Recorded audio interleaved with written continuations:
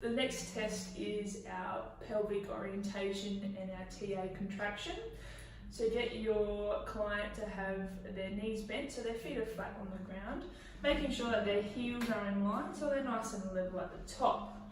Holding their knees evenly apart so that their kneecap is in line with their hip bone is in line with their clavicle, kneecap is also in line with their big toe. From there, getting them to put their palms up so that they don't pull down on the bed.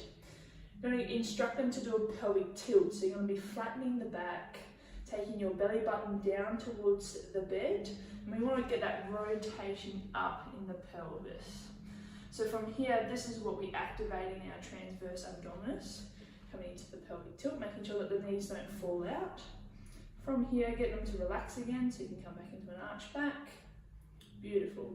So that shows that they can do a pelvic tilt, which is good.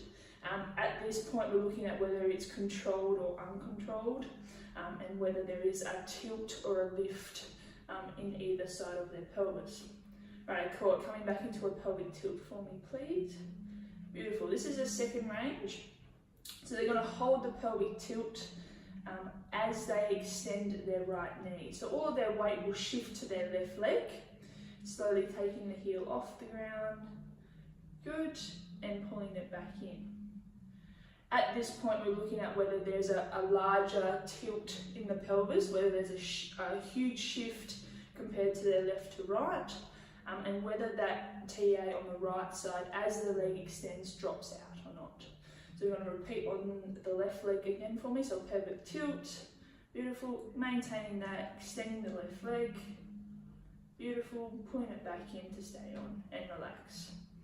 So again, so that was really good. If Courtney does a bad tilt for us, you'll get this clunkiness, or they'll kind of don't know where to go, they'll lift up, the glutes will want to be active, their lower back will want to be active.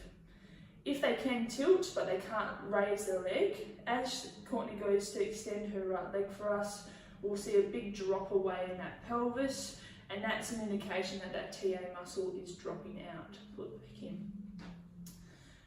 If they pass this, the second test of the leg extension, you get them to do a heel slide. So coming back into a pelvic tilt for me, please, Court. Beautiful. They're going to hold the pelvic tilt again.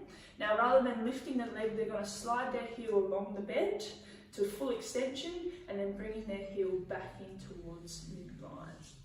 As they're sliding out, we want to make sure that, again, there's no drop or there's no twist and turn as they extend and pull in and relax.